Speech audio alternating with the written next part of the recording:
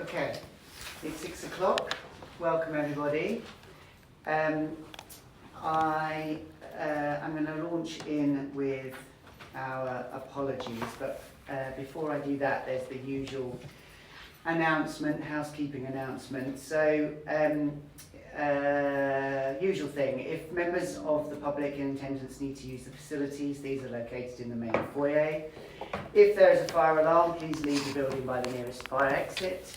Make your way to the assembly point opposite the town hall entrance. If there is an intermittent alarm, please can everyone stay in their seats until otherwise notified.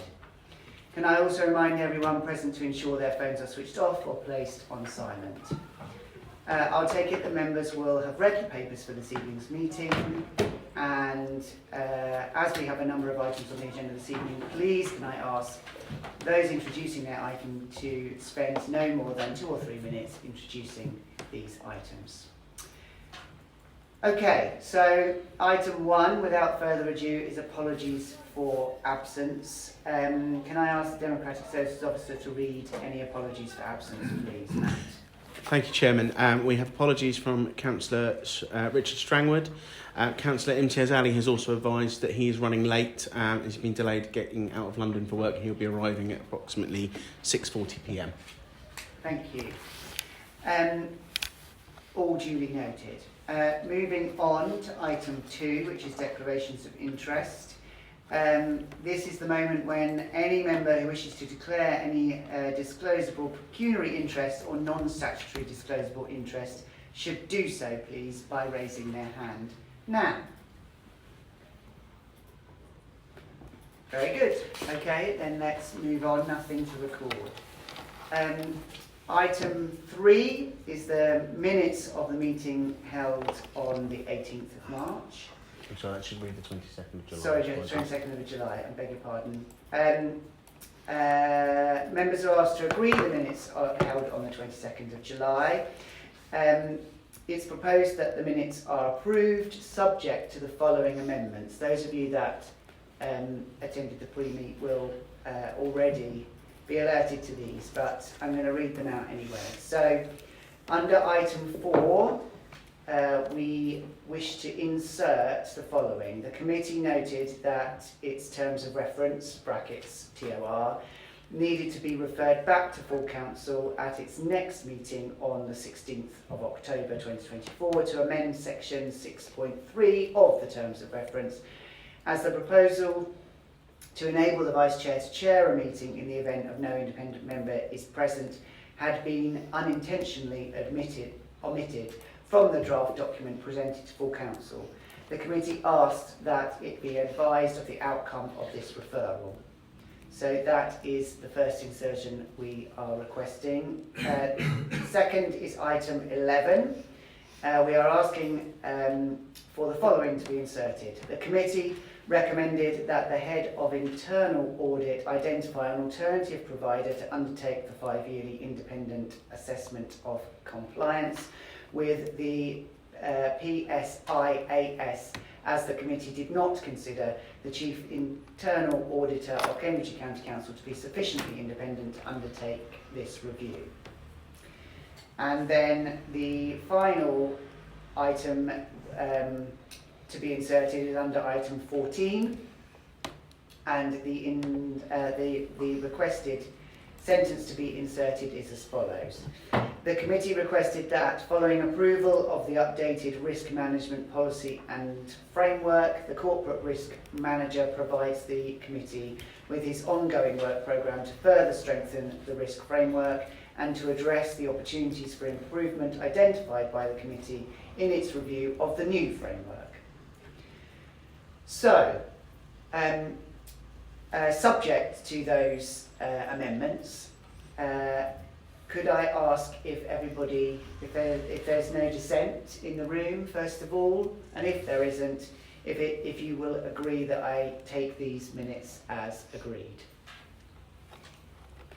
Very good. Okay, so as there is no dissent, the minutes are agreed, subject to the 3 amendments that I just read out to you.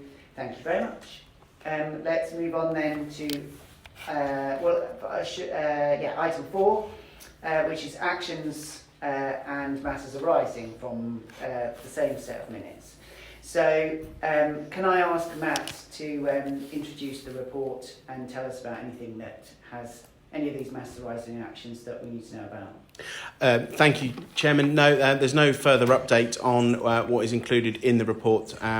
Each item has a up-to-date status on it. The only thing to add is that obviously the actions identified in the amendments to the minutes that were agreed at the previous item will be added to the master tracker so that they will appear on the tracker at the next meeting of the committee. Very good, thank you, Matt. Do any members have any questions or comments on the actions or matters arising? Can't see any lights or any hands. Members, I take it that we note the actions and the matters arising and look forward to receiving further feedback on those actions in our future meetings. Thank you for that once again. Moving on to item 5, which is the draft statement of accounts 23-24. Can I ask Jill Evans to present this report, please? I can't see it. Where is she? Is not Jill not here? No, you just got me today, Oh. Chair. Unfortunately, Got Jill... the understudy. You got the understudy, yes. Unfortunately, Jill has been in a car crash earlier today. And I think she's okay. But she was on her way into work, and I don't think your car is drivable, so you've only got me today. So this is the draft, finally, the draft statement of accounts.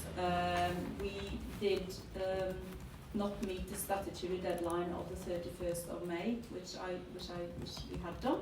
But we published on the 1st of August, and we got the auditors here today as well. Hopefully at some point we will be able to get our accounts audited, and the attachment is the actual statement of accounts. So I don't think there's much more I can say about that. Okay, so thank you for that. Do any members have any questions or comments? Yes. Thank you, Chair. And I suppose just leading on from there, question to EY. If we miss the deadline from 31st of July to 1st of August, and he said then audit would be delayed, by how much time scales are you able to tell us? How much will it be delayed? Will it be just translated into perhaps a day late, or will it be considerably more or less? Good question. Can we refer that to our colleagues at the back? You can indeed. Good evening, and good question. So we were very clear when we attended the last committee that the audit would only commence once the draft accounts have been published, together with supporting working papers to enable the audit to be started and then finished. Whilst the financial statements were published on the 1st of August, all the supporting working papers have not been provided to us and are still short as of today, so we cannot commence the audit. We had to redeploy our team in the window that was agreed with officers, and we will revisit that decision and ability to resource it at the point in time that the audit is fully supported through the working papers. Yeah. Well, I suppose that leads to the obvious next question, isn't it? Which is anyone from the City Council able to answer when that information might reach EY so that they can commence? Yes, so I think it's very unfortunate that the working papers haven't been made available, and I was only aware of that myself last week, and I have pulled out the whole of the finance team to deal with all the queries and the working papers as a matter of urgency. So hopefully, as we speak, they are working on that, and they will be providing the numerous queries that are on the portal and the data analytics and the working papers very, very quickly. Yes. Sorry. So just for auditing purposes, those are clear and concise paperwork, and once you have that, then you can get on with auditing. Is that correct? You're correct. They are all of the documents that support the figures in the account to be able to be audited, and we will consider whether we have the ability to service the audit at that point when they are fully available to us. Okay, is there anything else from Any other members? No? Okay. So, given that there's nothing else, we should go to the recommendations, shouldn't we? So, they're on page 19. It's recommended that the committee, number 1, receives and comments on the annual accounts 23-24, delegating any final approval to the Executive Director for Corporate Services and the Section 151 Officer and the Chair of the Audit Committee.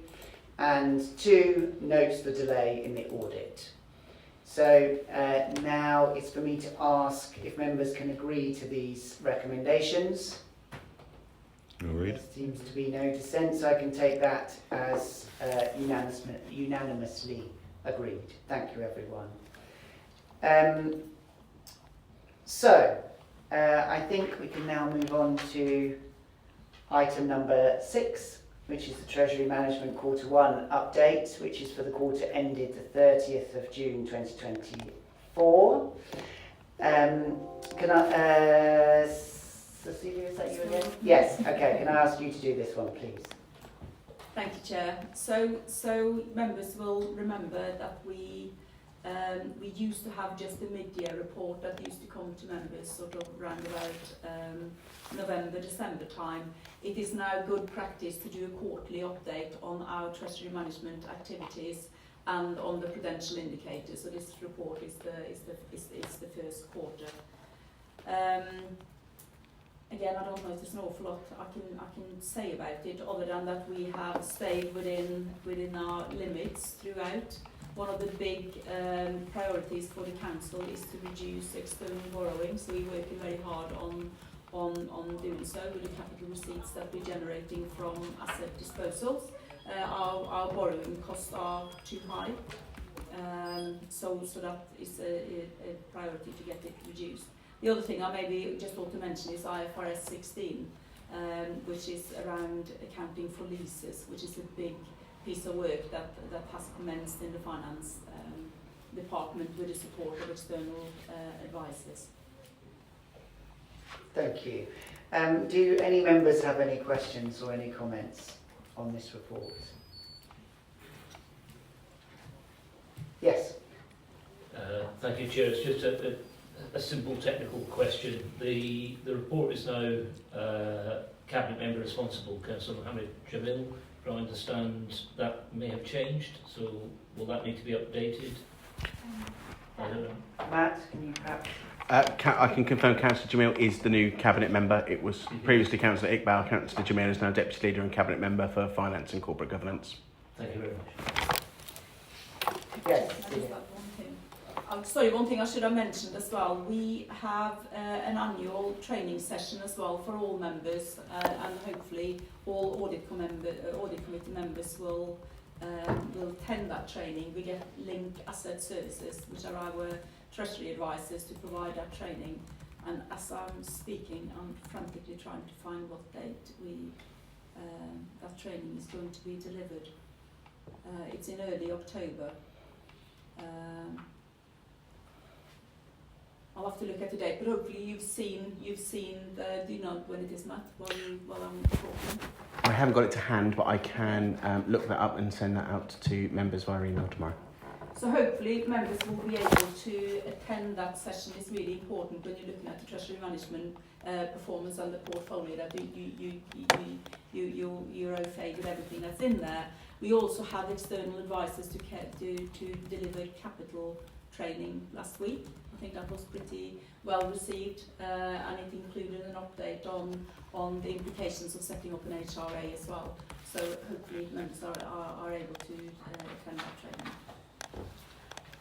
Thank you. Was that a hand, Mike? Yeah. Please go ahead. Just if I may, on the subject of training, we've had training sessions scheduled for immediately before the audit committee for the last 2 audit committees, but those don't seem to have actually taken place.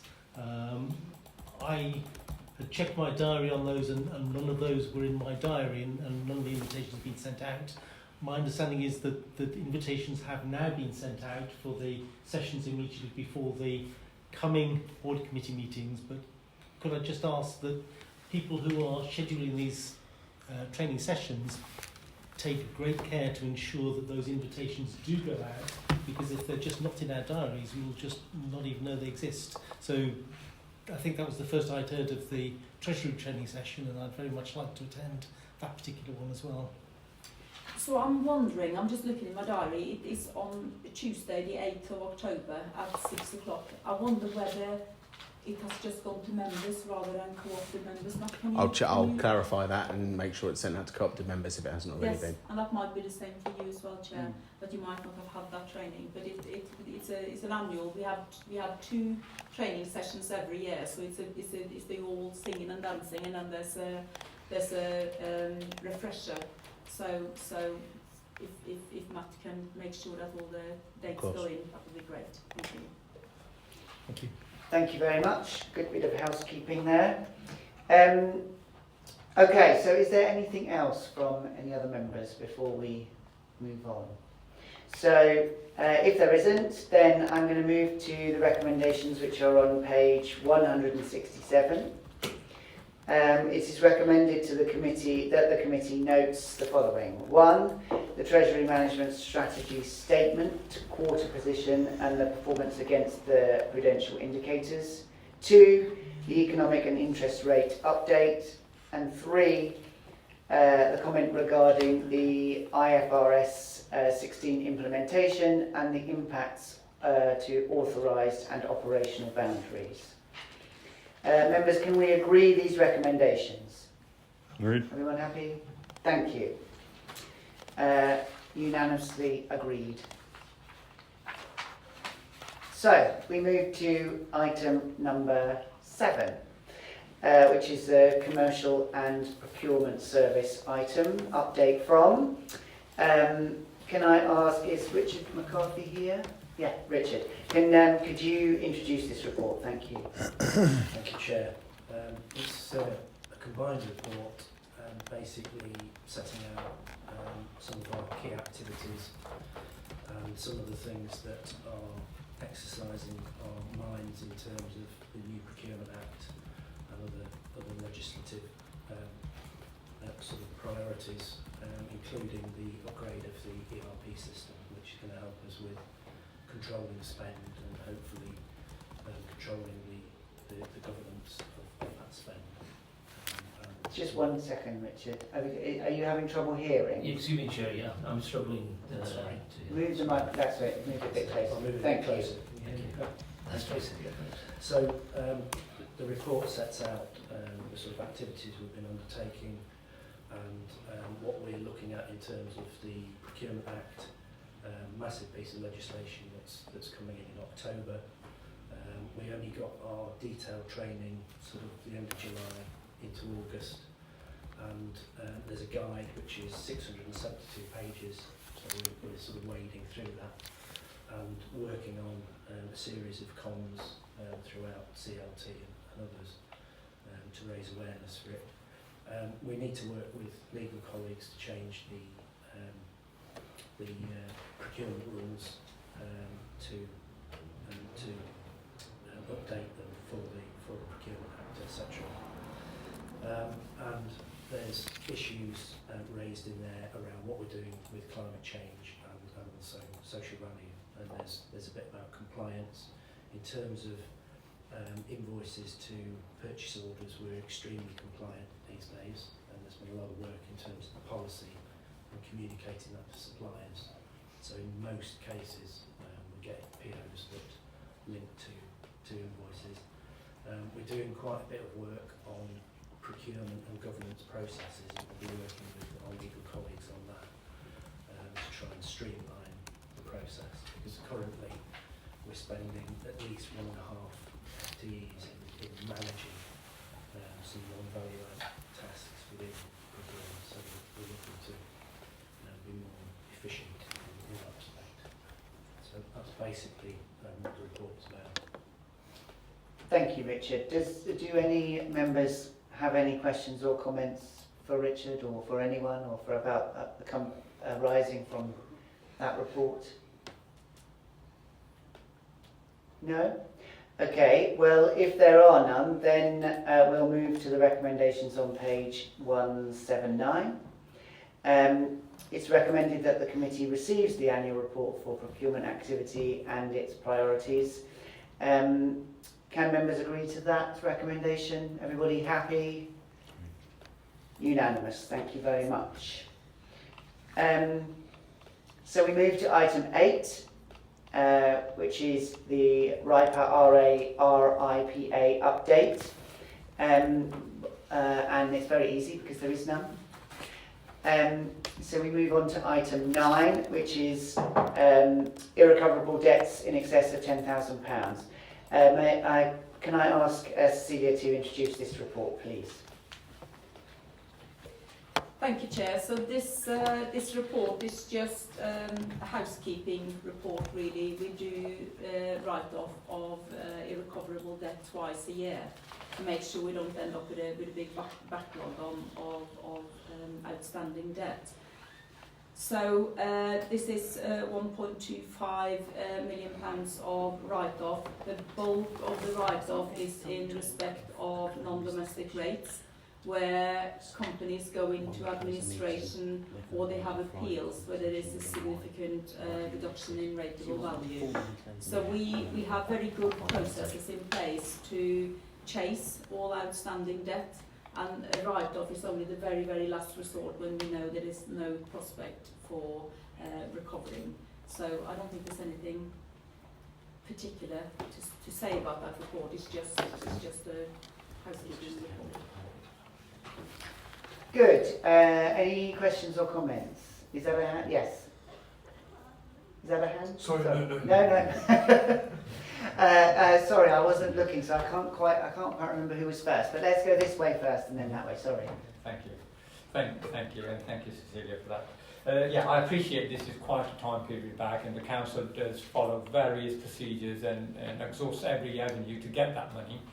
And this is a number of years ago what this debt is. What I'm really interested to know is that how much is currently people behind, or how much loss are we, so this is 1.25 million, say, 6 years ago. Are we sort of in line similar to that, or are we doing better than that? Sorry, it's struggling. So, historically, our collection rates for council tax and NNDR are very high. People in Peterborough know that they've got to pay the council tax for preferential creditors. So if they take advice from debt advisors or CAB, they will people will be notified that you've got to pay your council tax, otherwise you ultimately can go to prison. So we always have good collection rates. I don't think collection rates are any better or worse now than they were some years ago. When you're looking at the schedules, we go back as far as 2011-12, and we go back that far. Every time we do a write-off report, we can still collect outstanding debt that is 6 years plus the current year old, unless we get the liability order, and then we can collect until there's no prospect for recovery whatsoever. So we pursue people to the very last point to get the money in, and that has always been the case in Peterborough. And yes, thank you. Thank you, Chair. Very similar question. We just understand our relative position historically, and also what the future may hold in terms of your future forecasts. Looking at the economy and possible insolvencies and the likes, are we forecasting enough contingency or set aside for such events in the future? So when we calculate how much we're going to collect to go into the budget, we're raising the 100% debit, and then we assume on, and I'm not sure if I can remember the figures correctly off the top of my head, but on business rates we collect something like 98.5% in year, and on I might not be 100% right on this, and on council tax is around about 97%. That's what we collect in year, but we still carry on collecting until there is no prospect of delivering. So the difference goes through the collection fund. It doesn't go directly into our budget. And then we got precepts and other parties that we pay out to the collection fund, and the actual collection rate goes into our budget then, not based on collecting 100% on the outstanding debit. Sorry, did that make sense? I just wondered if we are looking to increase the contingency of non-payment in the future, really, or are we looking at flatlining that through? We're not looking at any things getting any worse in the economy, basically. Yeah. So we're not assuming that things will get. We don't set. So sorry, I probably didn't explain it very well. We don't have a provision for this. We assume we're only going to collect a certain percentage of the outstanding debt. So there's no provision. If we set a collection rate of 97% on council tax and we only collect 96.5%, that goes through the collection fund, and there will be a surplus or a deficit on the collection fund. If we find that collection rates dip to such an extent, for the next year we will set the assumed collection rate at 96% or 95%. That would be quite a big decision for the council to take. We are not seeing any downturn in collection rates. As I said at the beginning, people in Peterborough knows that they got to pay the council tax, and most people paid. So we're not seeing any downturn. Thank you. Good. Anything else from any members? No? Okay, so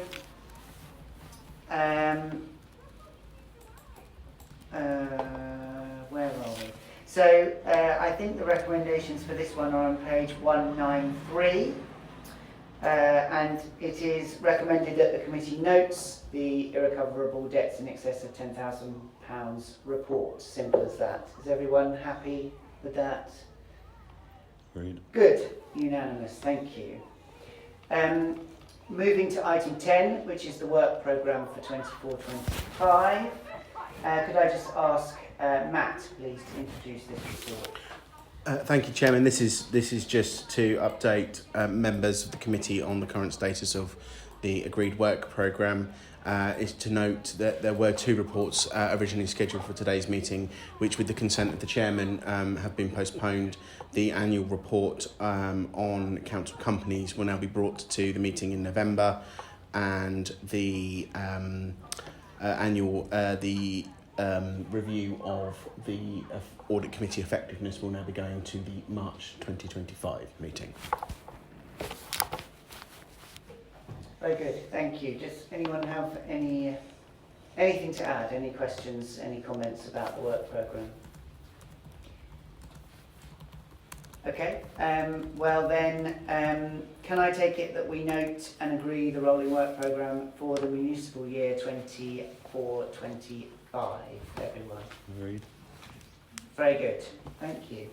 Well, I think, members, that brings us to the end of the meeting. So we now close the meeting. Thank you to all members and officers for your attendance and for your contributions. Please note that following the closure of the meeting, there will be an opportunity for a private conversation with representatives from the council's external auditors, who are sitting over there, ready and willing. Thank you all very much. Have a safe journey home.